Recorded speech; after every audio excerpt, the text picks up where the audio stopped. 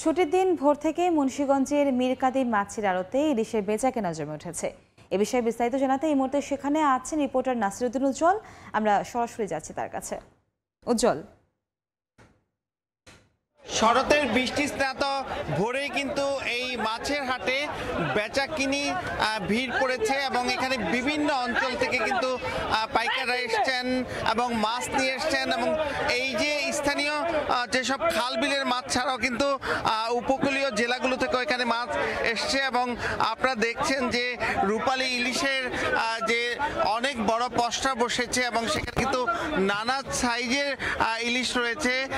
তার মধ্যে কিন্তু 1.5 কেজি ওজনের যে ইলিশগুলো সেগুলো কিন্তু দাম হাঁকা হচ্ছে 1800 টাকা কেজি দরে এবং ছোট আকারের ইলিশ কিন্তু 400 টাকা কেজি, এরপরে 500, 600, 800, 1100 এবং 1500 টাকা কেজিতেও ইলিশ বিক্রি হচ্ছে এবং এই যে যারা বিক্রেতা তারা কিন্তু দাবি করছেন পদ্মার ইলিশ, কিন্তু এখানে কিন্তু যারা ক্রয় করতে এসছেন তাদের দাবি এগুলো উপকূলীয় ইলিশ, সেগুলিকে পদ্মার ইলিশ বলে চালিয়ে দেওয়ার চেষ্টা হচ্ছে। তবে ছুটির দিনের কারণে কিন্তু একদিনের ব্যবধানে কেজিতে 200 টাকা বেড়ে গিয়েছে এবং আজকে যে এই শরতের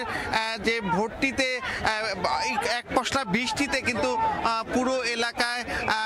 একেবারে পানি জমেছে এবং খোলা আকাশের নিচে যে ধলেশ্বরী তীরের এই হাট, এটি কিন্তু শতাব্দী প্রাচীন, প্রায় 1.5 একর জমির উপরে এই হাটটি কিন্তু এখানে খোলা আকাশের নিচে থাকবার কারণে এবং ড্রেনেজ সিস্টেম না থাকবার কারণে কিন্তু নানা রকম চ্যালেঞ্জ তৈরি হয়েছে এবং এখানকার যারা আড়তদার রয়েছেন, আড়তদার সমিতির সঙ্গে রয়েছেন, তারা বলছেন যে প্রতিদিন 2 থেকে 3 ঘন্টায় এই 45 আড়ত ঘিরে কিন্তু কোটি টাকার মাছ বেচা কিনা হয়। সরকার একটা বড় রাজস্ব পায়, কিন্তু এই হাটটিকে মানে ক্রেতা বিক্রেতা উপযোগী করবার যে প্রয়াস সেটি কিন্তু এখানে নেই এবং অনেক ক্ষেত্রে সিন্ডিকেটের অভিযোগও কিন্তু রয়েছে এবং সিন্ডিকেট করে দাম বাড়িয়ে দেওয়া এরকম অভিযোগ রয়েছে এবং এখানে যে এই ইলিশ মাছ ছাড়াও কিন্তু সব ধরনের মাছই এই হাটে ওঠে এবং এই অঞ্চলের সর্ববৃহৎ এই আড়তটিতে কিন্তু আজকে যে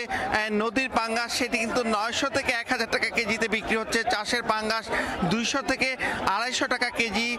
নদীর রুই 600 থেকে 800 টাকা, চাষের রুই 250 থেকে 400, কাতল কিন্তু বিক্রি হচ্ছে কেজিতে 300 থেকে 500 টাকায়,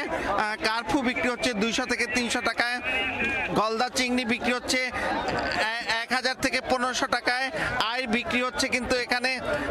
1000 থেকে 1400 টাকা কেজিতে। এরকম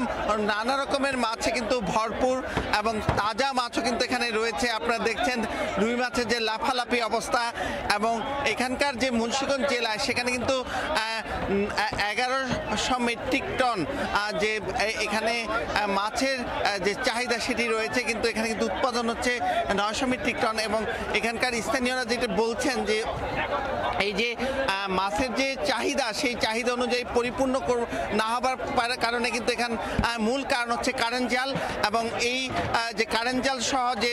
নিয়ম বিধি সেগুলো জেলেদের মেনে চলবার অনুরোধ জানিয়েছেন। তো এই ছিল আমার কাছে মুন্সিগঞ্জের মীরকাদিমের মাছের হাটের সবশেষ। মাছের বাজারের খবরাখবর জানতে আমরা সরাসরি যুক্ত ছিলাম মুন্সিগঞ্জ থেকে।